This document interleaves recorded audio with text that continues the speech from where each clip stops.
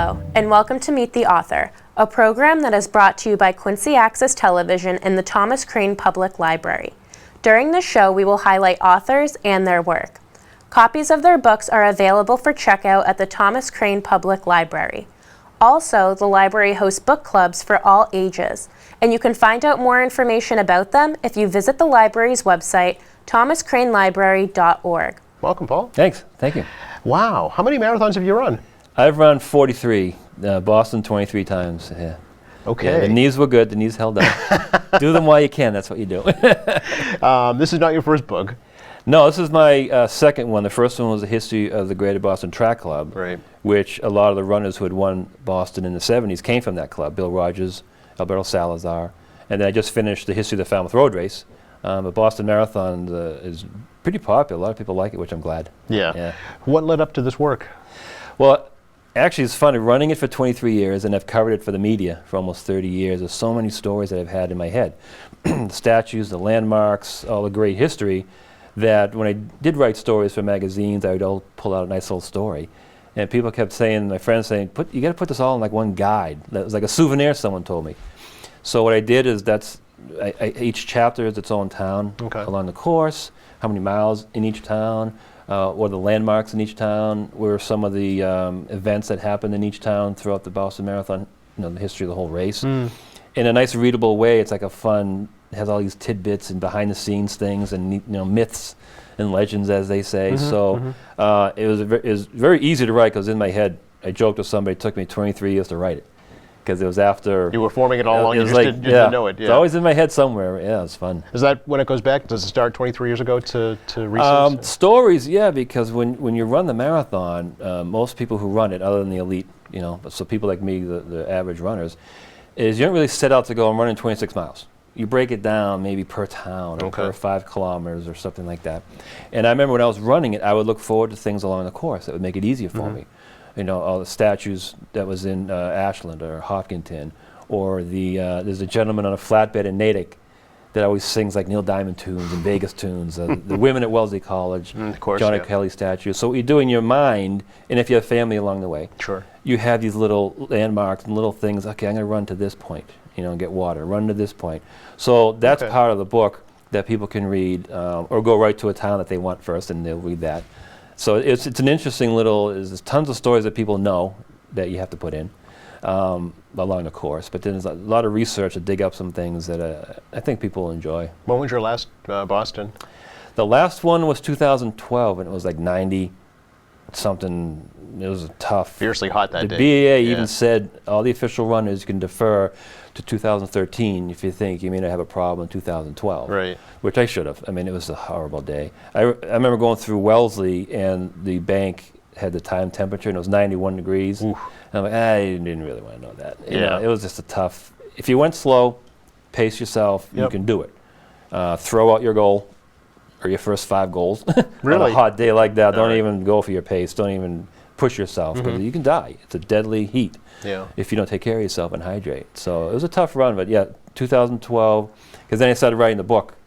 So my deadline was around March or April of 2013 for the Boston Marathon book. So you can't do both. I couldn't train and run, Okay, so research then was just basically your experiences. That's where I started. Okay. Because I knew which stories I wanted to put in each chapter.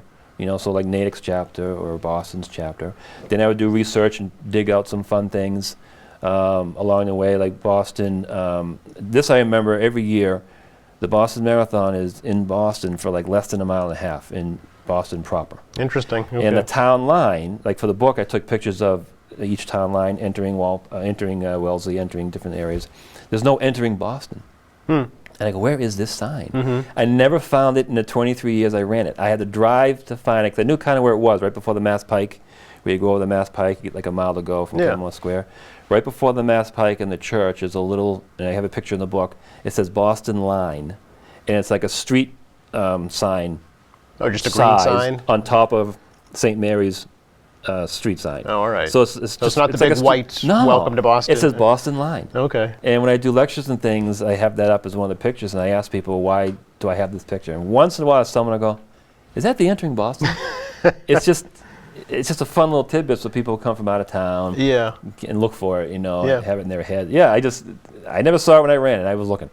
Okay. All right. What's some of the most interesting memories you have of the marathon in Boston? Well, the crowd support Okay. we really cannot beat. And people say, "Oh yeah, sure." I'm like, "No, I've run enough marathons in different countries and states that you hear crickets." These towns support this marathon. Like mid-March, you'll have Bill Rogers on a cherry picker putting up the first banner in the center of Boston, and media covers it. Right. You know what I mean? Yeah. And each town spruces up their own section. So when you go through these towns, the roads wide open, you love it. It's all for you. They love the marathon. It's funny. Certain things I'll remember. I remember running through Natick near the 10K mark, and two runners ahead of me were just talking, and the gentleman said, "Oh, this is where it happened to me." He goes, "What?" He goes, "Well, I went over to the water stop, and someone came from my left and hit me, and I fell and broke my collarbone on the curb." This is in the middle of the race. Yeah. Wow. So that really stuck with me. So See, then these are from stories that- you don't hear about. Yeah. No, from that point on, when I go to a water stop, I kind of put my arm out. Okay. I'm going, just to look, because I'm a big guy, but someone could knock me over, break a collarbone. All my training, Yeah. you just don't know. Yeah. So you do have a history of running, of athletics? Yeah, in Walpole High School, I started running there, track and field there, Okay. and basketball, and then just did all little races around here. Quincy is great for races. I've done so much in Quincy. The old Deegan race down at the stadium. Quincy is really good for running. Anything in the book about Quincy? Well, I feature Patty Lyons. Actually, in 1919, Carl Linder from Quincy won the Boston Marathon, and he beat Willie Wick in second place, who's also from Quincy. What are the chances? Yeah, and Of what? Tens of thousands? yeah, so the of top two in Yeah. 1919 were from Quincy. Wow. And Carl was a New England javelin track and field star in this area. And I think from 1917 to 1928, Carl Linder came in 7th or better 9 times. Wow. 9 top 7. That's consistency. That's very good. Yeah. But I always think of Patty Dillon. She married Dan Dillon, one of our great runners.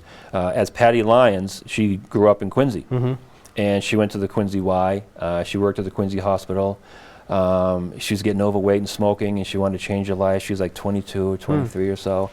And the guys at the YMCA, this is before when we're allowed to run in races, the Amateur Athletic Union, the governing body of all races, not just Boston, didn't allow women to run. So prior to that, she started running. 1972, when women were allowed to run, she was able to go into races and run. She kind of benefited from that, but prior to that, you couldn't. But men, certain people just still didn't, kind of uneasy, so the early 70s, mid 70s. But the men at the Quincy YMCA and the Quincy running clubs welcomed her. Said, "Yeah, sure, come on, run with us." Changed which was her nice, life. which Yeah. was changed her life. She did a few laps around the cemetery, and she read somewhere you have to wear comfortable shoes, so she got those old earth shoes that have like a thick sole. If you're a certain age, you don't know what I'm talking about. But her legs were killing her, and she ran really well. Yeah.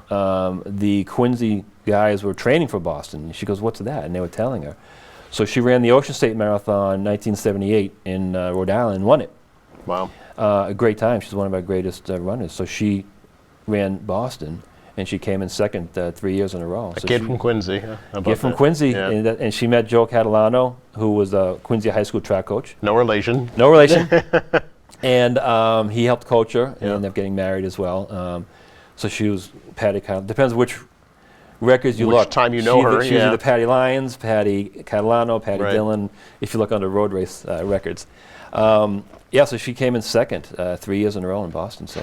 So, Paul, who would enjoy your book? Who do you think is your audience? It's interesting. I thought it would be just like runners like me, the amateur runners. But when I write for magazines and stuff, I talk to the top elite athletes, and some of them have bought it and read it, especially ones who live out of state, Yeah. because they love to know about the history. all right. I just, From a runner's perspective. yeah, Yeah. because I've run it and covered it, so they love Right. the crossover, and some of the runners love the history that they read about.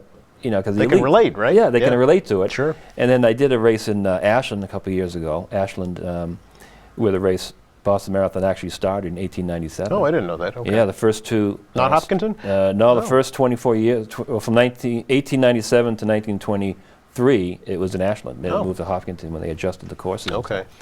And it was the half marathon. So the expo on Saturday, I was selling the book, and this woman bought it. And then she came back Sunday and she said, this is my first Boston that I'm going to be running and training. This is part of my training in this race in Ashland. And she said, I'm in the car, I bought your book, I'm in your car reading it. And I started to cry because I was getting so filled with all this stuff I wanted to see and do. She goes, my stepfather was in the passenger seat saying, you can't even get through reading the book. How are you going to run? Just to kind of lighten it up. She goes, but it's great because I can look forward to all these things. Yeah. It kind of gives me uplift. And I do know people on airlines, it's a small enough book they can throw in their carry-on. So when they're flying to Boston, someone told me they were reading it. Because they can go, say they want to go to, Wellesley and read about the Wellesley women. They'll go to the Wellesley chapter. Okay, all right. So it is broken down It's just broken like that. down, yeah. Okay. So each town has their own chapter. Okay. And the first chapter talks about the history. Sure, yeah. It's briefly. paperback, which is nice. Yeah, So- it's really, Any photographs? affordable. Yeah, there's about 70, 80 photos, from vintage photos to photos that I've taken during running the marathon. Okay. Which I started that by forcing me to, like a hot race, I wanted to make sure I went to each water stop. So to force me, I put a little camera, like a fanny pack. Okay. Oh, this will force me to stop. So a lot of pictures I took that you see during the race Yeah. of different landmarks and stuff, how the Neat. course looks, during the race and everything. Right. So I was surprised, gladly that it's a broad spectrum of people who read it and enjoy it. I remember running behind somebody and she had like a little straw in her ear, like a half straw. I'm going, that's kind of weird.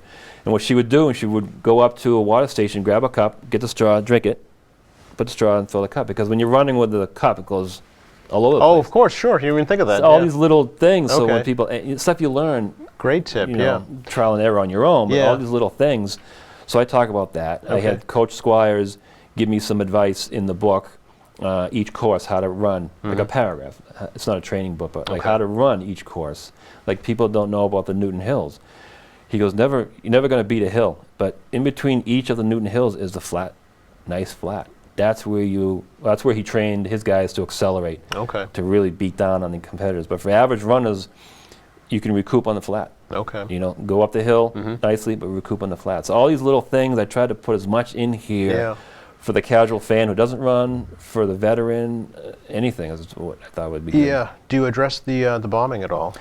Yeah, interestingly, the bombings I had, I had run 23 years in a row, 1990 to 2012, and ironically, there by the grace, the first year in 24 years I didn't run was the bombings. Yeah. So what I did is I included a section at the end called Memorial, because there had been previously 2 people who did die throughout the years, like in the 90s and things, so I wanted to open it up. I don't get too much into it. Okay. I don't want to, overwhelm it, but I do mention it in that section. I talk about, I focus more on what everyone did in response. I see. Okay. Because there's so many runners, over 5,000 runners around the course. So people from Wellesley to Boston, they're stranded. Right. So Boston College, St. Ignatius Church opened their doors, and the Jesuits and the students brought hundreds of runners in. They brought bagels, they brought food, phone chargers, things like that. Just impromptu. Yep. Neighbors would be watching it on the street, in Kenmore Square, and watching at home on TV of what's going on right out their door. Yes. They come out with blankets and orange juice and stuff Wow. because they just stopped it. So I did focus on Touch that on that, more. I aftermath. describe what happened Yeah. because I have a picture I took from about the 50th floor of the Hancock years ago that shows all of Boylston Street, so you can really see the whole area and stuff. So, but the response was, I remember talking to someone in the Boston Health Department, and he was saying that there's a 100% success rate of every person. 3 people died on scene in Boylston Street, and over 250 people were taken to hospitals, and the success rate is all 250. Because just to how this place worked with the ambulances and the wheelchairs and the doctors who were already there, it Yes. was just Yep. it was awesome watching that in this whole cloud of Chaos, really. Yeah. yeah, and to do that Yeah. is just it's stunning. Yeah. It's stunning to have that void of just horribleness replaced so quickly with support and help from your professionals, but then your spectators and things like that. Yeah. That's still amazing. Will you run a marathon again? I think I will. Yeah? Yeah. Okay. Yeah. My knees are still still doing it. It's but Boston's the best one. Welcome. Thanks for coming over. Oh, thank you. Professor, first of all, at UMass Dartmouth, tell us a little bit about that experience in your life, how you came to that point right now. Yeah, so I arrived at UMass Dartmouth in 2001, just 4 days before 9/11. Wow. And I was preparing to teach a class on, of all things, Afghanistan and Taliban. Okay. And certainly there wasn't a whole lot of knowledge or interest back then. You know, the average person had never heard of Al-Qaeda or Taliban on, say, September 10th, Right. 2001. So it was a fascinating time to arrive in the area and be teaching this class on this arcane subject, which became mainstreamed by these terrible events on 9/11. Yeah, where did you arrive from? I arrived from London. I was teaching at the University of London School of Oriental and African Studies. Oh. And while I was there, I actually got contacted by Scotland Yard, their investigative services, to help them analyze this thing called Al-Qaeda. And they're afraid that Al-Qaeda might fly planes into, say, Westminster Abbey or Buckingham Palace, Okay. or Big Ben. So when 9/11 happened, you know, it was riveting for me, and I knew what was happening at that moment. What a harbinger of things to come that was. Wow. Boy, you know, it's amazing where that one event took us. You know, Yeah. we would get attacked on 9/11, and of course we go into Afghanistan. We had to. You know, when you have people falling out of buildings on fire in downtown Manhattan, you have to have a military response. And we destroyed that sanctuary. You know, Al-Qaeda was living in Taliban-controlled Afghanistan and planning new mass casualty attacks. So we had to go in and disrupt them and destroy the sanctuary. So I spent considerable time in Afghanistan living with these Afghan warlords who joined us in the battle. Interviewed the CIA operatives who went in to overthrow the Taliban back in 2001, and also the Green Berets. How did the book come about? When did that happen? Well, remarkably, this book, I started writing it on September 11th. Oh. You know, there was so little knowledge amongst Americans about the basics. You know, what does Taliban mean in English? Why did Al-Qaeda? What does it mean? It means the students of Islam. Okay. What does Al-Qaeda mean? It means the base. So over the last 15, 16 years, I've been recording all these epic events, you know, that saw 2.5 million Americans go and fight and die in Afghanistan's mountains and the deserts of Iraq, and trying to sort of historicize and chronologize these unfolding events that cost, you know, $5 trillion and 7,200 American lives, and to explain them in very basic terms for Americans who might be more concerned about, say, Kim Kardashian's life than the death of these Americans in these exotic lands that they can't spot on a map. Why do you think that is? Why do you think there is such a disconnect when in this day and age where communication is so instantaneous and so readily available, people feel so detached from that conflict? Yeah, I'm not sure. You know, Yeah. and it's disconcerting. You know, sometimes there's almost a perverse, proud disconnect. I don't care about the world. I don't care about all those wars, all those refugees, all those Muslims out there. It's all noise to me, and that bothers me. You know, when you have Americans give their lives to defend our country, to give us security, and we spend so much of our national wealth in Iraq and Afghanistan, you know, I think it's almost a duty as an American citizen to be aware of why our soldiers are fighting and dying there, where they are doing the fighting, who are the enemies, you know, to get the contours of these wars. So this book, Counter Jihad, is my effort to explain those wars, break down who the Iraqi insurgents are, Okay. and most importantly, tell us, where did ISIS come from? Okay, which is going to be the subject of your next book, right? Correct. Yeah. Yeah. The next book sort of does the same thing, and it takes this journey even further, Yeah. and it tracks us all the way to the collapse of ISIS, which is happening right now as we speak. Now, are your previous books also on the same topic? You know, I have books on the CIA's drone war Okay. in Pakistan. I myself worked for the CIA in Afghanistan years ago, tracking Taliban suicide bombers. And at the time, I got fascinated by these drone wars, you know, these robotic planes that are killing Taliban. So one book's on that. One book's called The Last Warlord. And it's about this Taliban killing Mongol warlord in Afghanistan who I lived with for 2 summers. Wow. Another book is on the war in Chechnya and the Boston Marathon bombing. It's called Inferno in Chechnya. And another book on the Crimean Tatars, this Mongol race living in what's now Russia. So, I mean, what did you study as a student, Brian? You know, what is your background? What was your interest in to bring you to this subject? You know, I get that question. You know, why did I give my life to studying jihad and terrorism and warfare and these wonderful ethnic groups like the Uzbeks or Chechens? It all began in the 1980s I was a student living in the Cold War. I was a self-proclaimed Cold Warrior. I watched Rambo 3, where he goes and Sylvester Stallone goes to Afghanistan, and I became obsessed with Afghanistan as a college kid in the 80s. And I was lucky I got to spend a semester in the Soviet Union, in Moscow and then Leningrad and Kiev, learning Russian. And I met some young Soviet soldiers about my age in Moscow who had just come back from fighting in their version of Vietnam, the war in Afghanistan. Right. And I became obsessed, with this country. And I ended up getting a master's degree in Central Asian Studies and a PhD in Central Asian History, and then teaching these subjects after I graduated in 1999 with my PhD. Okay. Where did you grow up originally? In Florida. Okay. And so I spent time as a kid in Wales. My dad's Welsh. I see. Moved to Florida, grew up there, and then Indiana, Wisconsin, London, and now Boston. So how did the CIA find out about you, Brian? Well, and it's a fascinating story. Yeah. I actually gave a talk at Columbia University about the threat of suicide bombing. Okay. This was, back in like 2004. And I said there's a chance the suicide bombing, this tactic, might come to Afghanistan, that these Taliban rebels might adopt this new tactic they'd never used before. And people in the audience ridiculed me. They mocked me and said, you don't know the country. A year later, suicide bombing came. Yes. And it became a major threat. In fact, they had like 180 suicide bombings in 1 year alone. As it transpires, there were CIA analysts in that audience at Columbia University, and they heard my lecture, my talk, which was mocked, and I got a phone call. I was living in Somerville, in Davis Square, and the phone rings, and it's the CIA, and they want to hire me to sort of analyze this new phenomenon. Where did it come from? What are the targeting patterns? How did these rebels adopt this alien tactic? What are their objectives? What are the spatial dimensions, etc.? And I was thrilled. I wanted to do my part. Not so crazy after all, right? Yeah, right. Yeah. It felt vindicating too. To have, sadly vindicated, Right. that this tactic was wreaking havoc in this country I loved.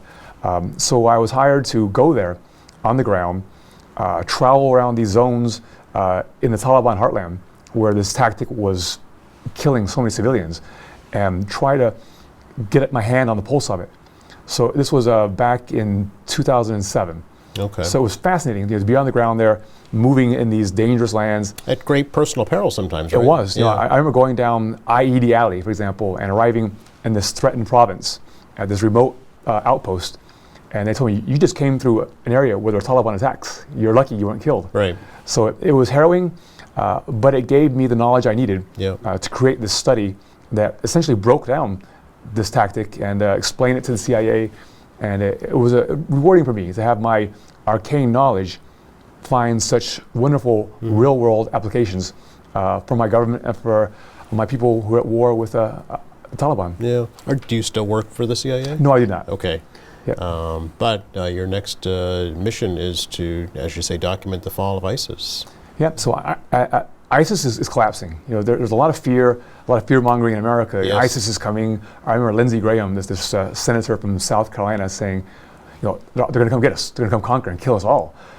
But it was inflated. It was hype. ISIS is collapsing. Their so-called caliphate is imploding. They've lost about 60% of their territory in the last few months. Their largest city, Mosul, where I was last year in Iraq, is just about to fall. And then they're going to move on their isolated capital, Raqqa, in Syria. So, I begin tracing the collapse of ISIS in my book, Counter Jihad.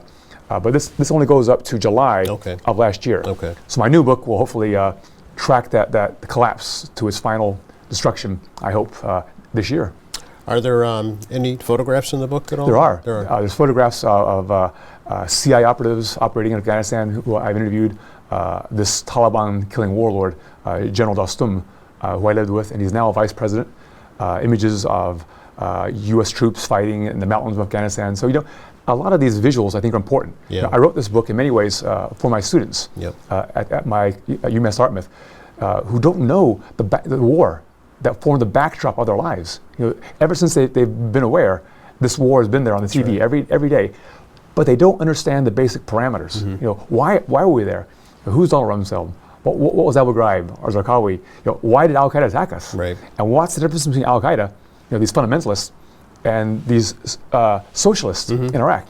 Saddam Hussein clearly had nothing to do with 9/11, but the Bush administration conflated Saddam Hussein, this almost communist socialist, with bin Laden, this fundamentalist from Saudi Arabia, as a pretext for the war. Yeah, So you and I explained know that, but obviously students of today, yeah. Yeah, they don't know. Right. And those two vastly different people have been sort of conflated in this popular narrative that the Bush administration stoked to lead us to this war in Iraq that had nothing to do with Al Qaeda. It was a complete tangent, a distraction from the war on Al Qaeda, who were based in Pakistan. Okay. Are you prepared to defend that to folks who might disagree with you? I'd be delighted to. Okay. I'd be thrilled to sort of walk folks Yeah. who don't know the differences between Iraq, which had nothing to do with 9/11. The CIA knows that now. They've acknowledged that. Even Bush acknowledged that. Rumsfeld acknowledged that. Condoleezza Rice acknowledged that. They said, of course, we found no weapons of mass destruction. If you go to Google Image and try finding an image of the weapons we invaded to get, they're not there. Right. It's the missing golden egg that never found. But yet, still, I think a poll found that 67% of Republicans believe they found the weapons of mass destruction in Iraq. So, the narrative that Bush fed them, they now believe, even though Bush has now drawn it back and said it was a mistake. So that lie, I use the word lie, still is out there. And sadly, 4,500 Americans died in Iraq for a war that had nothing to do with Al Qaeda. And of course, there were no weapons of mass destruction, no atom bombs, no nuclear weapons, no anthrax, no systems to dispose of stuff in America, drones, for example. It was all based on false intel that was cherry-picked by the White House and given to poor Colin Powell, the Secretary of State, who sold these goods Right. to the American people and to the UN. Really appreciate you stopping by to tell us about it.